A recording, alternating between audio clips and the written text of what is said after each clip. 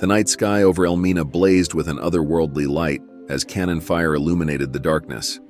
Princess Maame stood atop the highest tower of the royal palace, her heart pounding in her chest, her eyes wide with horror as she surveyed the carnage below.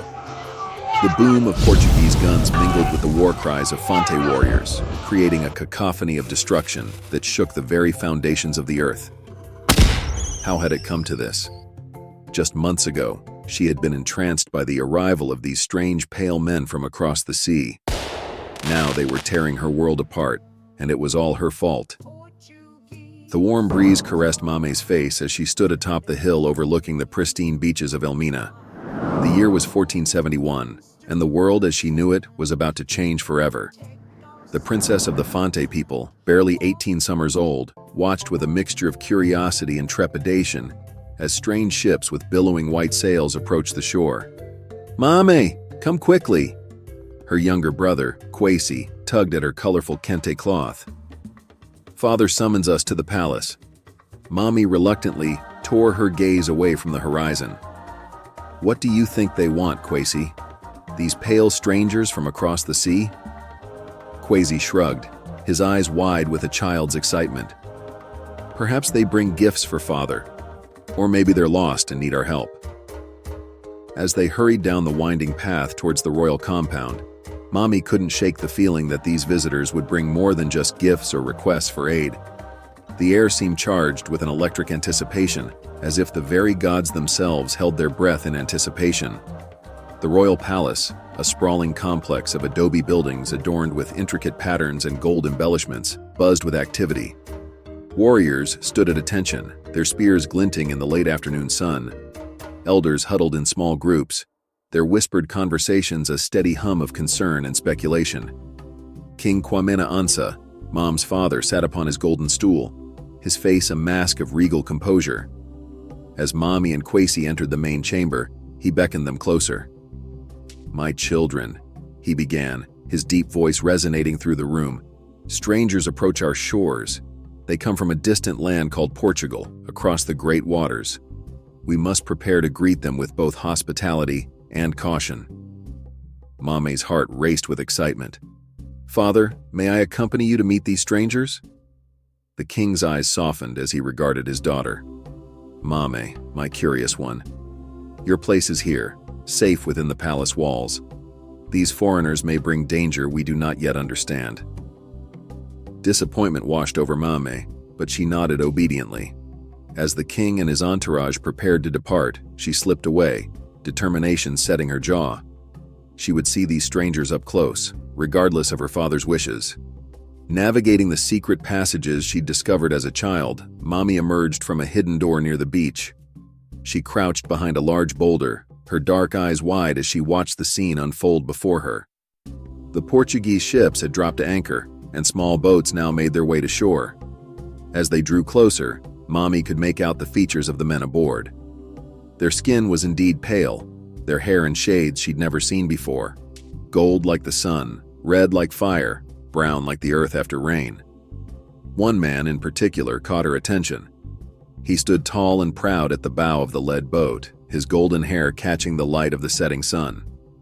As he stepped onto the sand, his piercing blue eyes scanned the gathered crowd, and for a heart-stopping moment, Maame thought he looked directly at her hiding spot.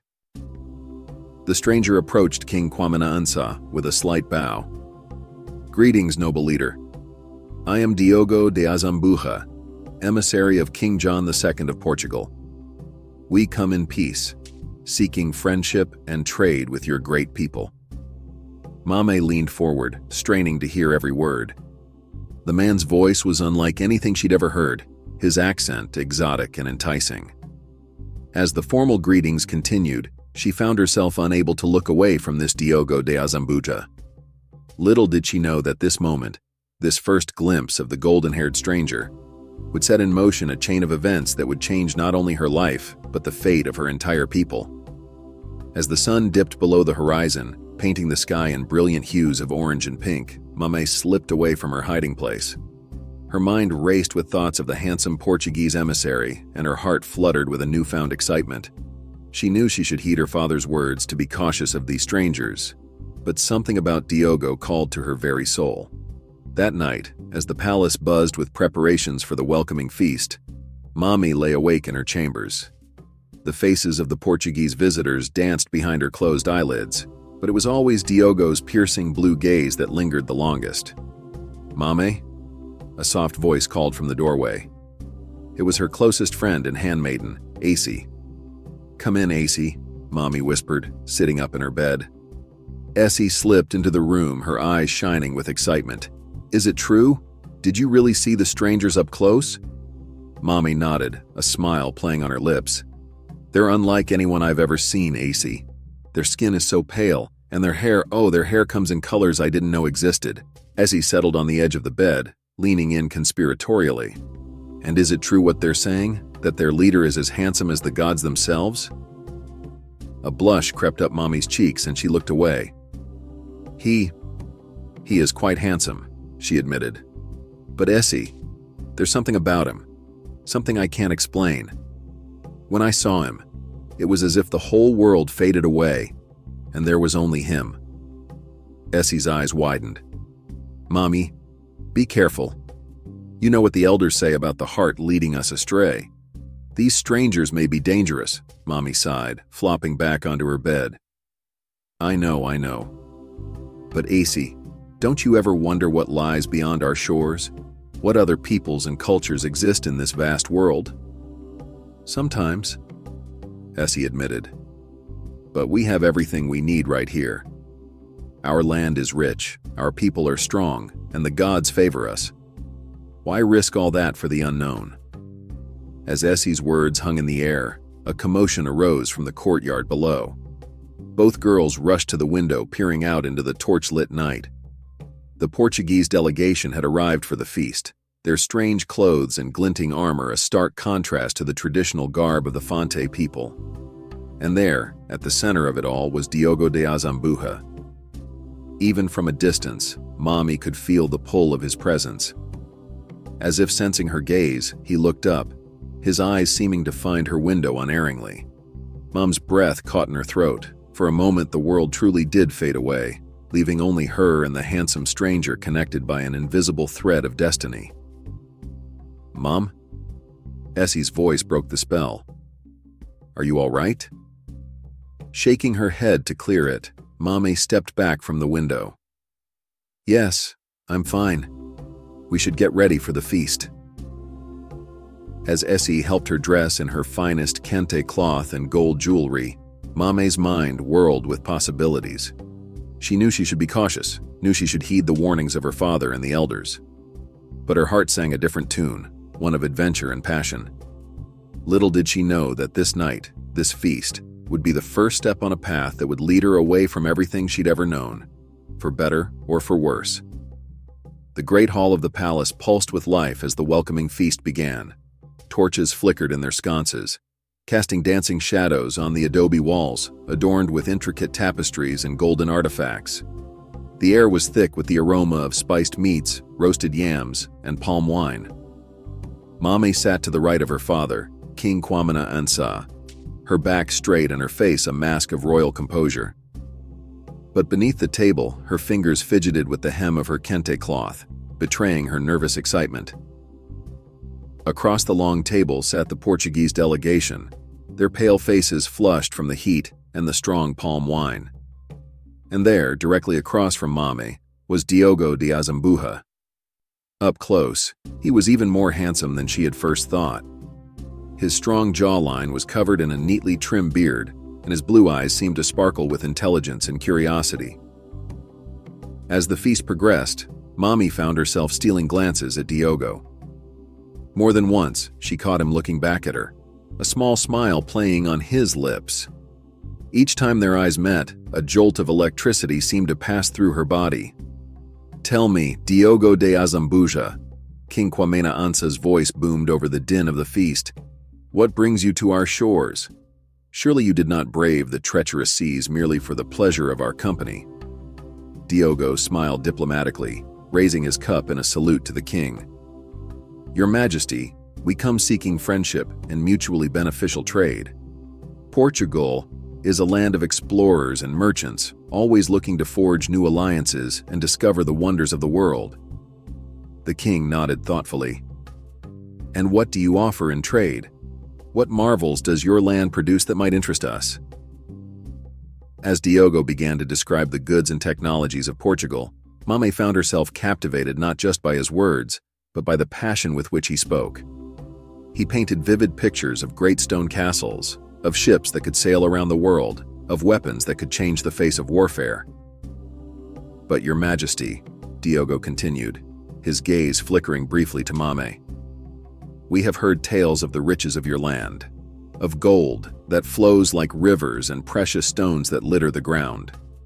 We would be most interested in establishing a trading post here to facilitate the exchange of our goods for your abundant natural resources.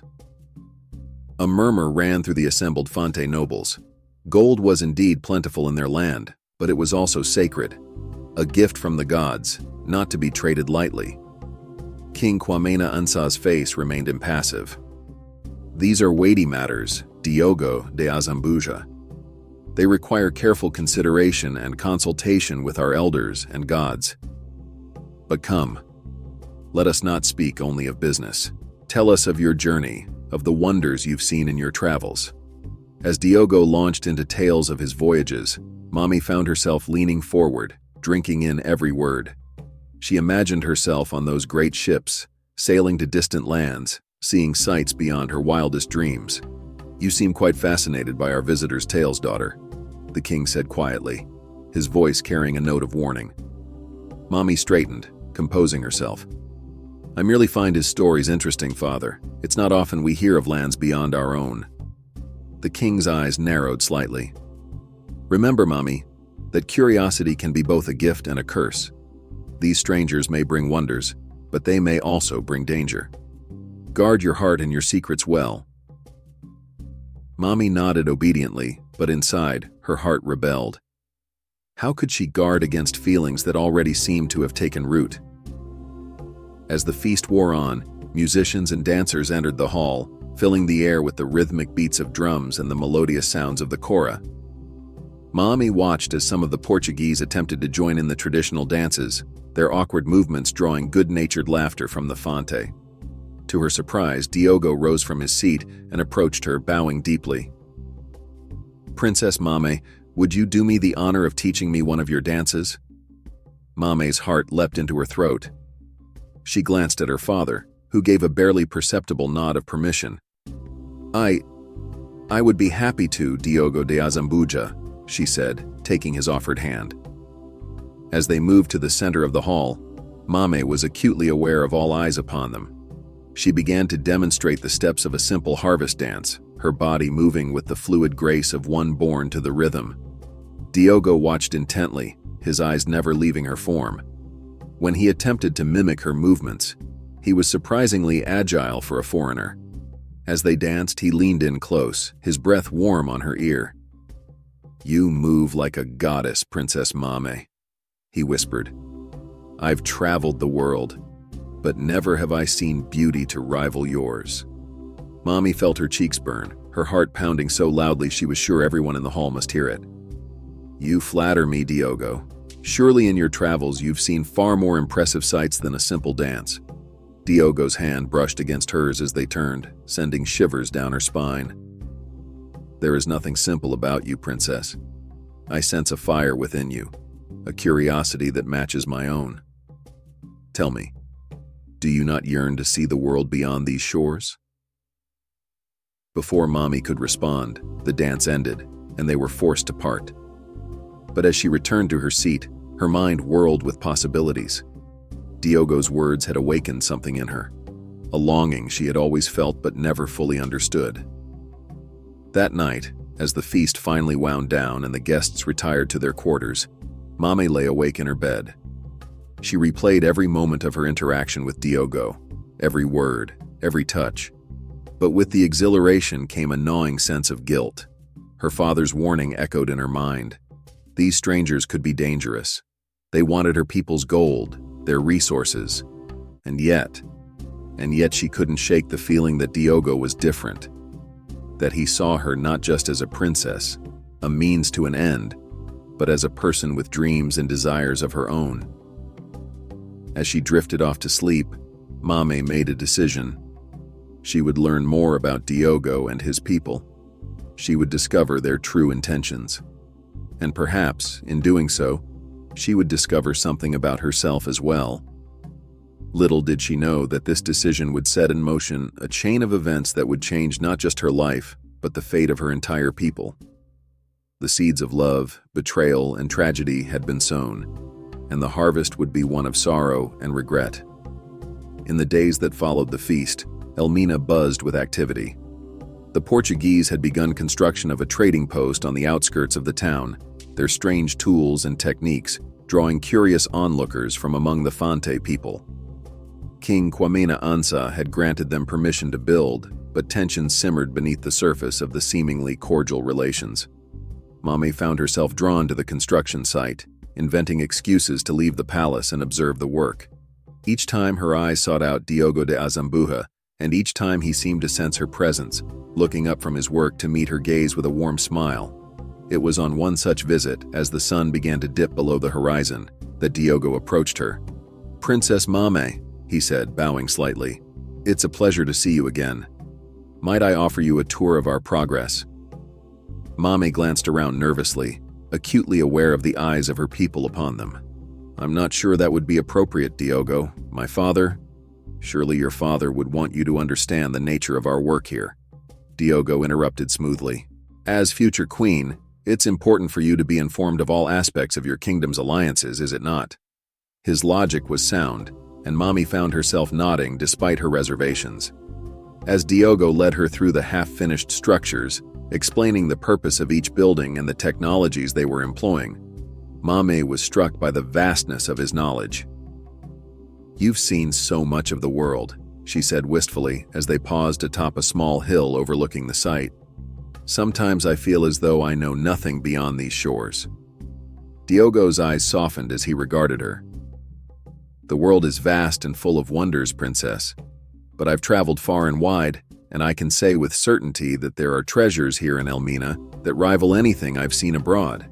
His gaze was intense, and Maame felt her cheeks grow warm. "You speak of our gold, I assume?" A small smile played on Diogo's lips. "I speak of golden treasures, yes, but not all that glitters is metal, Princess Maame." The implications of his words sent a shiver down Mame's spine. She knew she should leave, should return to the safety of the palace and the familiarity of her duties. But something kept her rooted to the spot, lost in Diogo's blue eyes. I should go," she stammered, finally breaking eye contact. "It's getting late." Diogo nodded, understanding in his expression. "Of course. But Princess, if you ever wish to learn more about our work, about the world beyond, I would be honored to share my knowledge with you. Perhaps we could meet again somewhere more private." Maame knew she should refuse. Every lesson, every tradition she'd been taught warned against such a meeting. And yet, the words that left her mouth surprised even her. "There's a small cove just north of here. It's hidden from view of the town. I could meet you there 2 nights from now after the moon rises." Diogo's face lit up with a brilliant smile. "I'll be there, Princess. Until then, I'll count the hours." As Maame hurried back to the palace, her heart raced with a mixture of excitement and trepidation. What was she doing, meeting a foreign man in secret when against everything she'd been raised to believe? And yet, the prospect filled her with a thrill she'd never known before. The next 2 days passed in a blur of anticipation and guilt. Maame went through the motions of her daily duties, attending council meetings with her father, overseeing the preparation of medicinal herbs with the palace healers, studying the sacred texts with the royal tutor. But her mind was constantly elsewhere. When the appointed night finally arrived, Maame slipped out of the palace under the cover of darkness. She made her way to the hidden cove, her heart pounding so loudly she was sure it would give her away. Diogo was already there when she arrived, his golden hair gleaming in the moonlight. When he saw her, his face broke into a warm smile that made Mame's knees weak. "Princess," he said softly, taking her hand and bringing it to his lips. "You honor me with your presence." For hours they talked. Diogo told her of distant lands, of the great stone cities of Europe, of the vast deserts of Africa's north, of islands that rose like jewels from turquoise seas. Maame, in turn, shared the rich history and traditions of her people, the wisdom passed down through generations, the deep connection they held with the land and the spirits that inhabited it. As the night wore on, their conversation turned to more personal matters. Maame found herself confiding in Diogo about her fears and doubts, her dreams of seeing the world beyond Elmina, her struggle to balance her own desires with the expectations placed upon her as a princess. "You have a fire within you, Maame," Diogo said, his hand gently cupping her cheek. "A curiosity and passion that shouldn't be contained. You were meant for more than just this small corner of the world." His words resonated deep within Maame's soul. For the first time, she felt truly seen and understood. And when Diogo leaned in to kiss her, she didn't pull away. The kiss was everything Maame had ever dreamed of and more. It was like a spark igniting a flame, consuming her with a passion she'd never known existed. When they finally parted, both breathless, Maame knew that nothing would ever be the same again. "Meet me again," Diogo whispered, his forehead resting against hers. "Tomorrow night, and every night after. I need to see you, to be with you." Maame nodded, unable to form words. As she made her way back to the palace in the pre-dawn light, her mind was a whirl with conflicting emotions.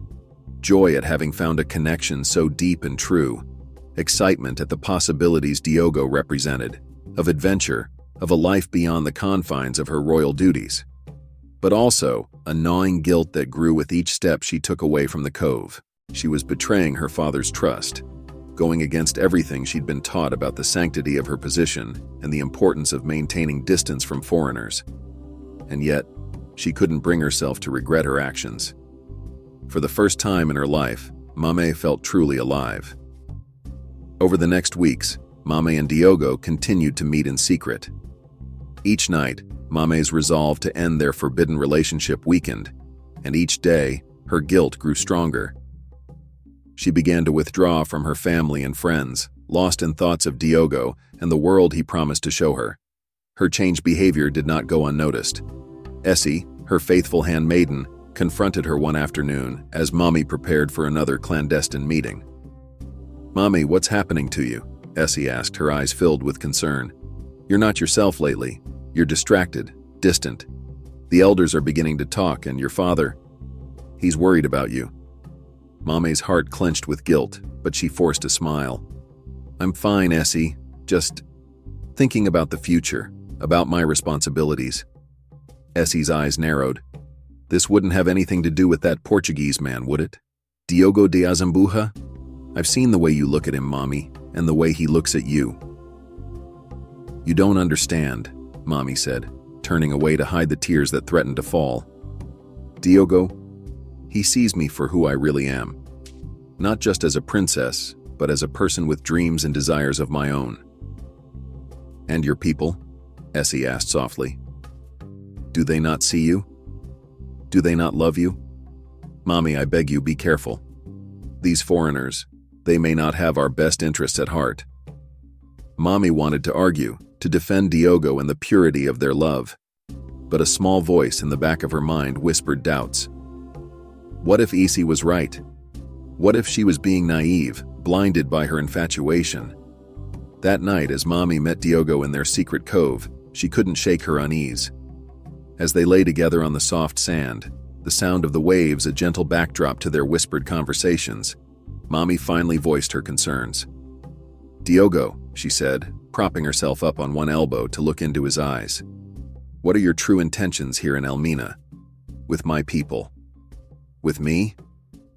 Diogo's brow furrowed. "What do you mean, my love? I've told you, we're here to trade, to forge alliances." "But the gold," Maame pressed. "I've heard the elders talking. They say you're taking too much, that you're disrupting the balance of our land." For a moment, something dark flashed in Diogo's eyes, but it was gone so quickly Maame thought she might have imagined it. He sat up, taking her hands in his. "Maame, listen to me," he said earnestly. "Yes, we're interested in your gold. It's valuable, and it will bring great wealth and progress to both our peoples. But that's not why I'm here with you now. What we have, it's real. I love you, Mommy." It was the first time he'd said those words, and they sent a thrill through Mame's body. She wanted desperately to believe him, to silence the doubts that plagued her. "If you love me," she said slowly, "then prove it. Show me that you respect my people, our ways. There's so much more to Elmina than just our gold, Diogo. We have centuries of knowledge of spiritual practices that your people could learn from." Diogo's face lit up. "You're right, of course. I've been short-sighted.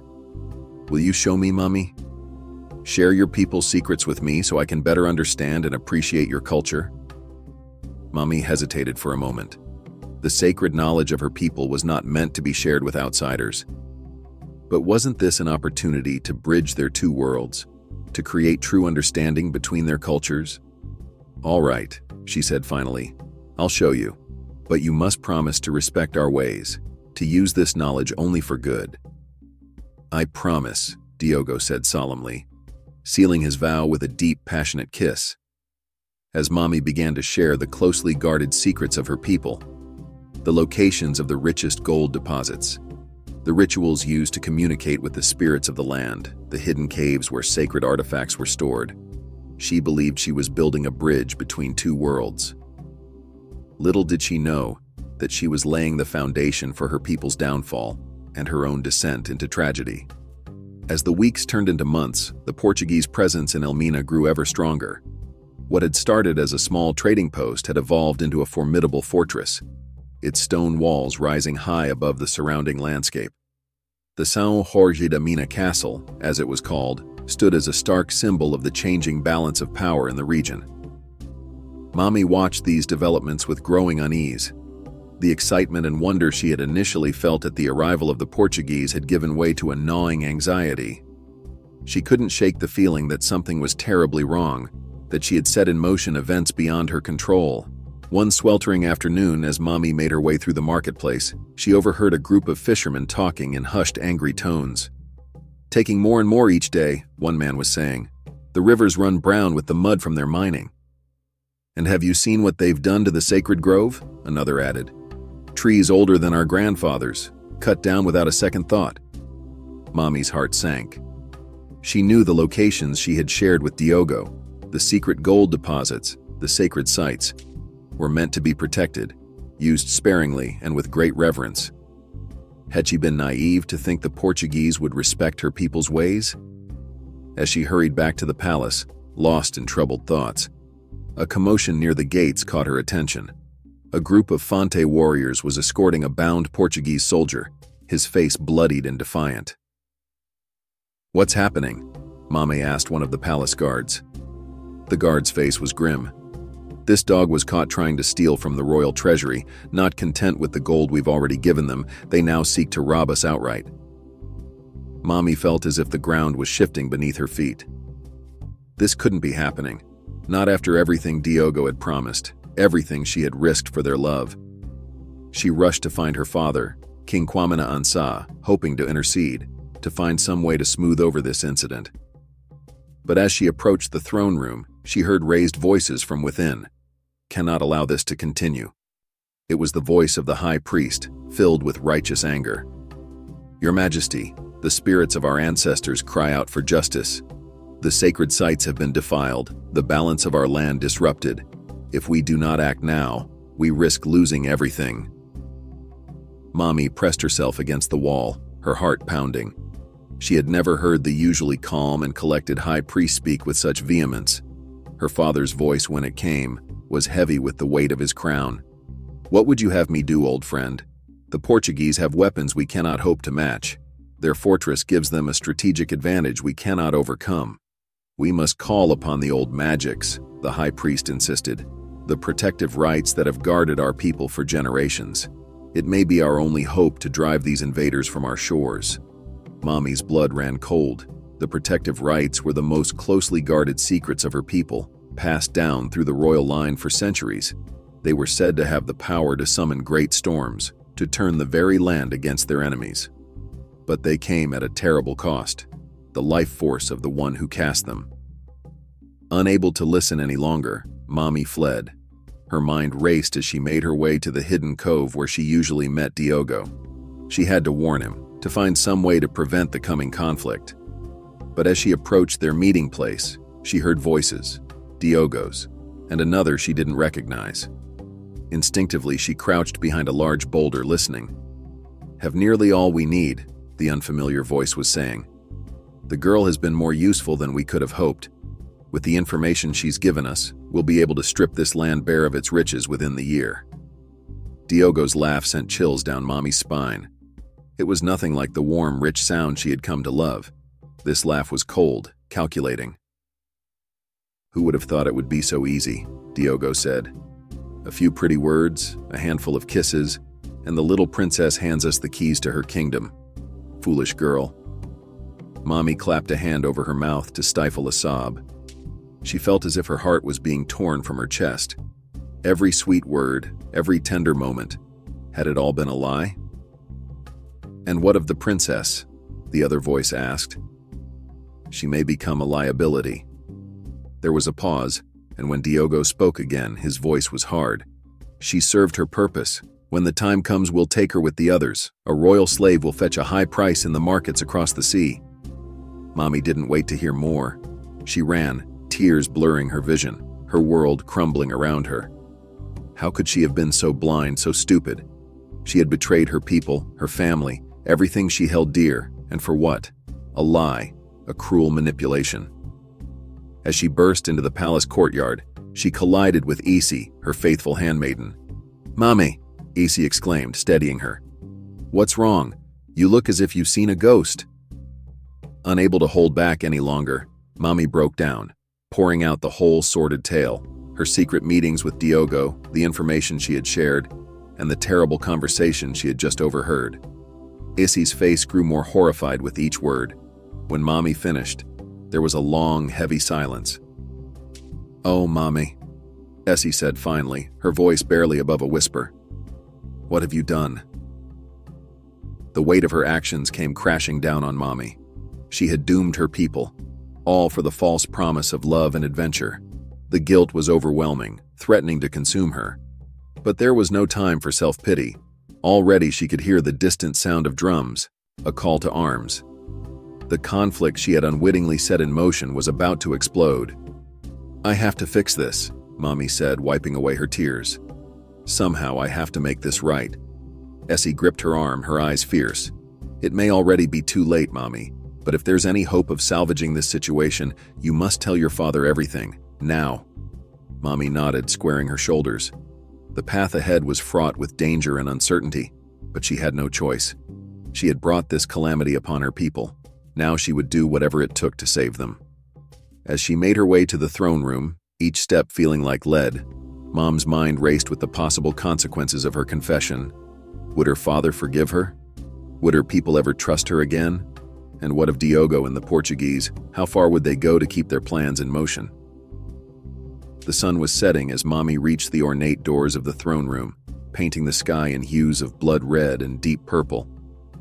It felt ominous, as if the heavens themselves were reflecting the turmoil about to unfold. Taking a deep breath, Maame pushed open the doors. Her father, King Kwamena Ansa, sat upon his golden stool, deep in discussion with his advisors. All eyes turned to her as she entered. "Father," she said, her voice shaking but determined, "there's something I must tell you. Something terrible." As Maame began her confession, she could see the emotions play across her father's face. Shock, disbelief, anger, and finally a deep, abiding sorrow. The weight of her betrayal hung heavy in the air, suffocating in its intensity. When she finished, there was a long, painful silence. Then slowly, King Kwamena Ansa rose from his throne. His eyes, when they met Maame's, were filled with a mixture of disappointment and resolve. "You have brought great shame upon our family and our people, Maame," he said, his voice heavy. "But there will be time for recriminations later. Now we must act to save what we can." He turned to his advisors, his voice taking on the authoritative tone of a ruler prepared for war. "Summon the War Council. Alert our allies. We must prepare for battle." As the throne room erupted into activity, Maame felt a glimmer of hope. Perhaps it wasn't too late. Perhaps with the information she could provide about the Portuguese plans and defenses, they could still turn the tide. But even as these thoughts crossed her mind, a commotion arose from outside. The doors burst open, and a breathless messenger stumbled in. "Your Majesty," he gasped. "The Portuguese, they're attacking. They've breached the outer defenses." The room fell silent, the weight of impending doom settling over everyone present. In that moment, Maame realized the true extent of her naivety. While she had been agonizing over her confession, Diogo and his men had already put their plans into motion. King Kwamena Ansa's face hardened into a mask of grim determination. "So be it," he said, reaching for his ceremonial sword. "We will meet them in battle. For our people, for our land, we fight." As the call to arms echoed through the palace, Maame felt a steely resolve settle over her. She had brought this catastrophe upon her people. Now she would do whatever it took to protect them, even if it cost her very life. Little did she know, as she prepared to face the consequences of her actions, that the true test of her courage and the full weight of her betrayal were yet to come. The battle for Elmina had begun, and with it, the final tragic chapter of Maame's story was about to unfold. The night sky over Elmina blazed with an otherworldly light as cannon fire illuminated the darkness. Princess Maame stood atop the highest tower of the royal palace, her heart pounding in her chest, her eyes wide with horror as she surveyed the carnage below. The boom of Portuguese guns mingled with the war cries of Fonte warriors, creating a cacophony of destruction that shook the very foundations of the earth.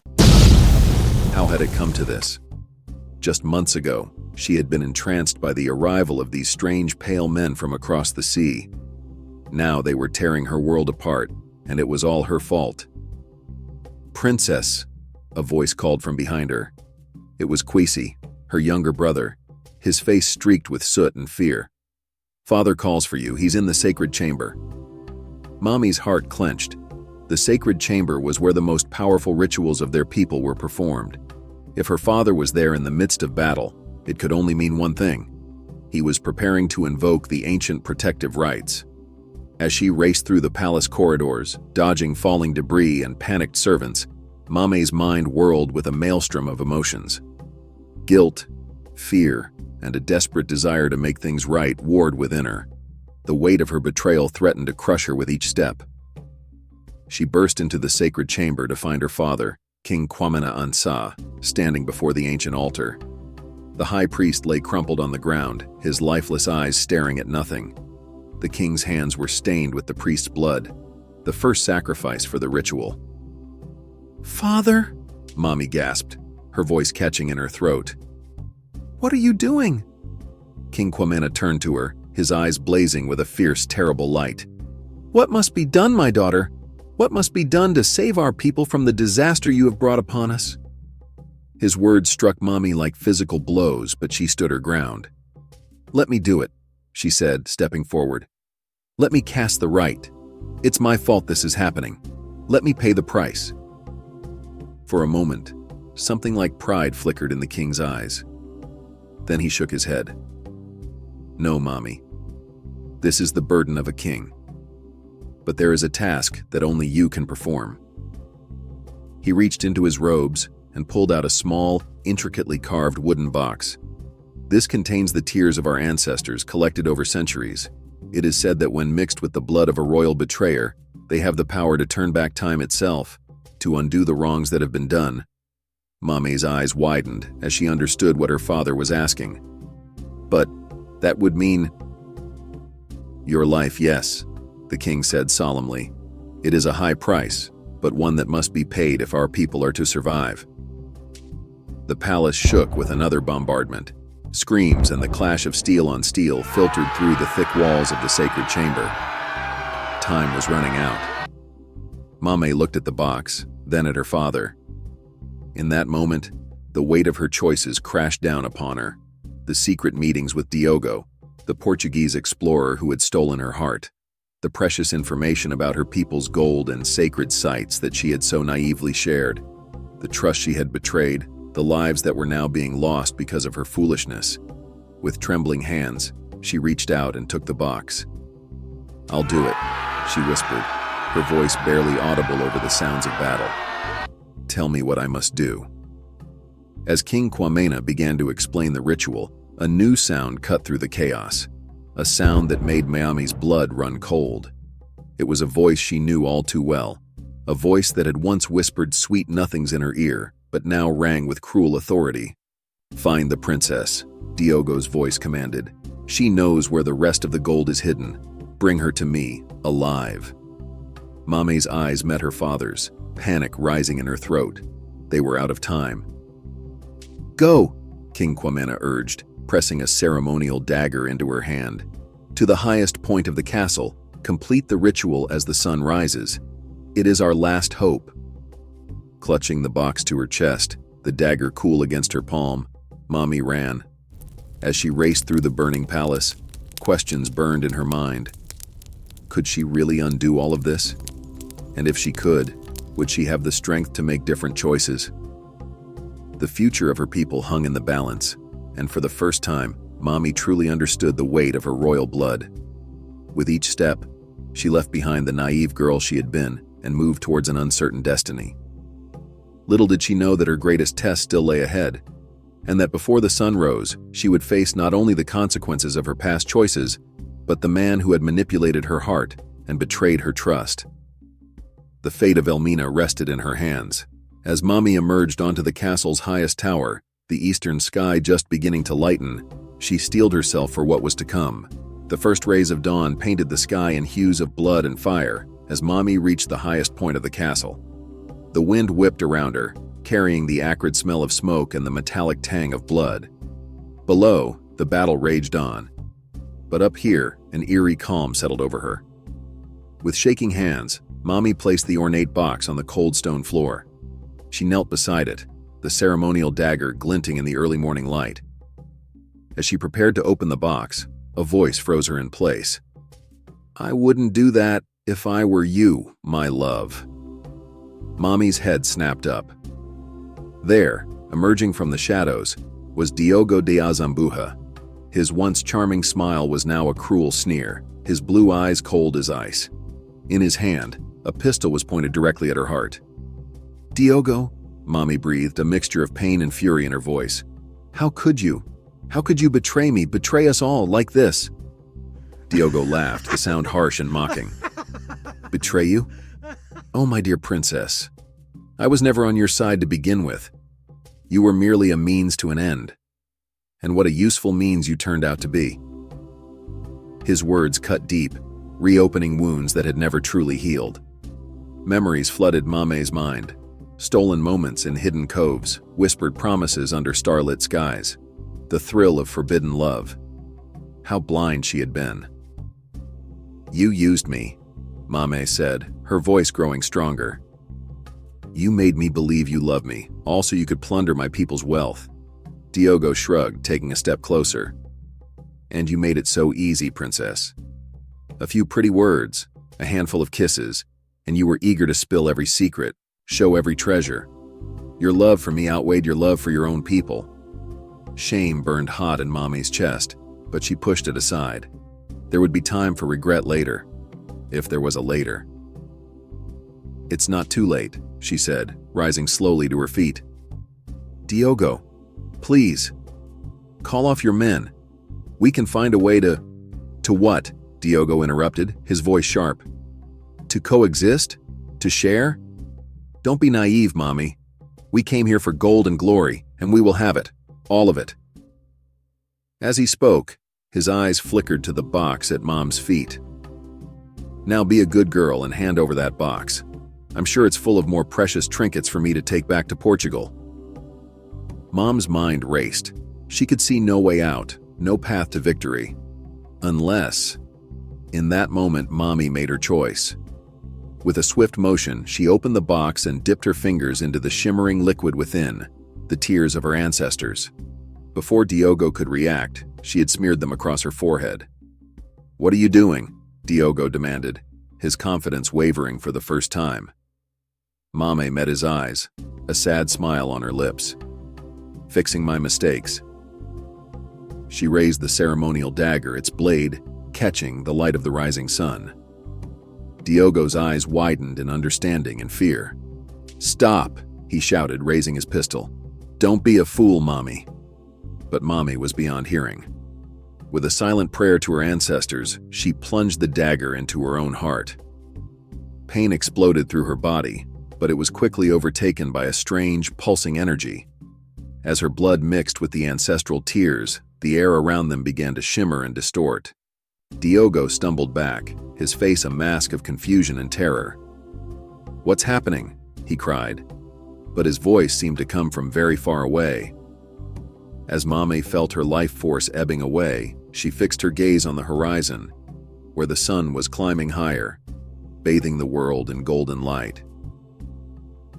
With her last breath, she whispered the words of the ancient spell. The world exploded in a blinding flash of light. When Maame opened her eyes, she found herself standing once again on the hill overlooking the beaches of Elmina. But this time, instead of strange ships with billowing white sails, she saw only the familiar fishing boats of her people.